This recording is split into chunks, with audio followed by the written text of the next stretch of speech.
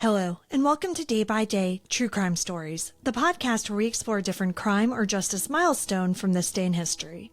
I'm your host, Kona Gallagher, and today is July 1st.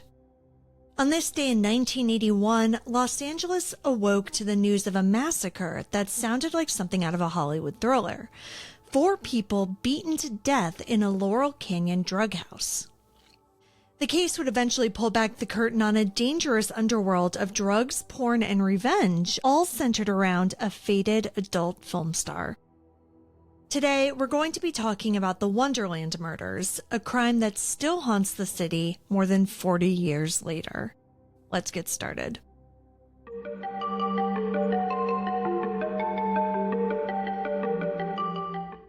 Tucked away in the hills of Laurel Canyon, 8763 Wonderland Avenue once had the kind of charm you'd expect from a quiet artist's neighborhood.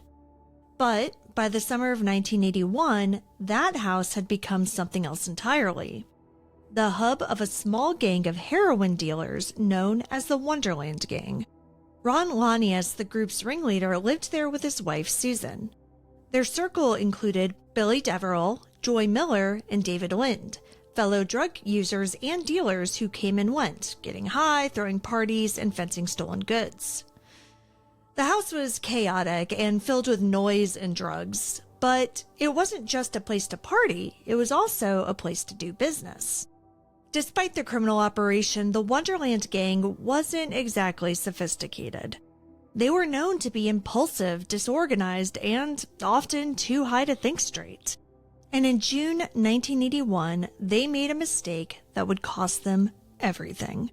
Just days before the murders, the Wonderland Gang pulled off an audacious home invasion. They had targeted Eddie Nash, a powerful nightclub owner with deep ties to organized crime. The gang gained access to Nash's home thanks to John Holmes, the infamous adult film star who had fallen from fame and into addiction. Once a household name in the 1970s porn scene, Holmes had become a regular at the Wonderland house, giving information and favors for drugs. On June 29, 1981, Holmes allegedly left a door unlocked at Nash's mansion. The gang stormed in, tied up Nash and his bodyguard, and made off with over $1 million in drugs, cash, and valuables. It was reckless, and it set off a chain of events that no one would be able to stop.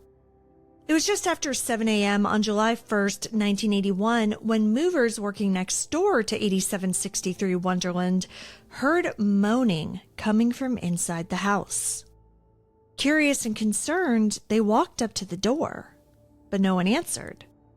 One of them stepped inside and was met with a scene so horrific, he turned and ran, vomiting outside. The house was a bloodbath. Inside, 4 people were dead, each one beaten to death with what investigators would later believe were metal pipes. There were no gunshots, no stabbings, just relentless, brutal bludgeoning. Ron Lanius was found in bed, his skull crushed in several places. Billy Deverell was slumped in the living room, partially under a table. His injuries were so severe that he was barely recognizable. Joy Miller, Billy's girlfriend and the leaseholder of the house, was in the same room. Her head had been smashed with brutal force. Barbara Richardson, who was David Lynn's 22-year-old girlfriend and not known to be involved in the gang's illegal activities, had been staying overnight. She had no idea what was coming and was killed in her sleep. Miraculously, there was a 5th victim who survived. Susan Lanius, Ron's wife, was found in the bedroom, barely alive. Her face was so mangled that first responders initially thought that she was dead. She had suffered multiple skull fractures, brain damage, and a severed finger, likely from trying to shield herself during the attack. She would survive, but with lifelong cognitive impairments and no memory of the attack.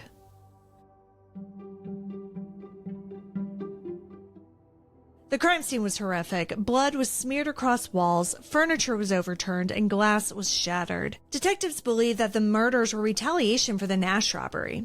The method, the brutality, the way the victims had been singled out, it all pointed to someone who knew them well. Someone who had a score to settle. There was also no sign of forced entry. Someone had let the killers in. Police turned their attention to John Holmes. At first, Holmes claimed that he didn't know anything, but his fingerprints were found on a headboard above one of the victims, which made police believe that he had been in the home during the murders or shortly afterwards. Some believe that Holmes was forced by Nash to point out gang members responsible for the robbery. Others thought he was trying to buy his way back into Nash's favor. In 1982, Holmes was charged with 4 counts of murder. At trial, his defense portrayed him as a victim. He was a drug-addicted has-been who was caught in the middle of a feud that he couldn't control. The jury agreed, and he was acquitted of all charges. Holmes would never face justice for the Wonderland murders. He ended up dying of AIDS-related complications in 1988. Though Holmes walked free, Eddie Nash remained a key figure in the background. Nash's bodyguard, Dials, was eventually indicted for the murders, but his case was dismissed. Nash himself was charged in 1991, but the trial ended in a mistrial after reports of jury tampering. It wasn't until the early 2000s, thanks to a federal racketeering case, that Nash finally faced consequences. He pleaded guilty to conspiracy and obstruction related to the Wonderland case. Because of his age and health, Nash avoided prison time and was sentenced to probation. He died in 2014, taking many of the answers to the grave. The Wonderland murders have become legend, and the 2003 movie Wonderland, starring Val Kilmer as John Holmes, introduced a new generation to the case. But for those who lived through it, the Wonderland murders were no mystery. They were a brutal, senseless tragedy. Ron Lanius, Billy Deverell, Joy Miller, and Barbara Richardson didn't die in a heist gone wrong or in a shootout with police. They were beaten to death in their own home. Their lives were ended not by strangers, but likely by people they had once trusted. And while one woman, Susan Lanius, survived, she would never be able to speak for those who are lost. Thank you for joining me on today's episode of Day by Day True Crime Stories.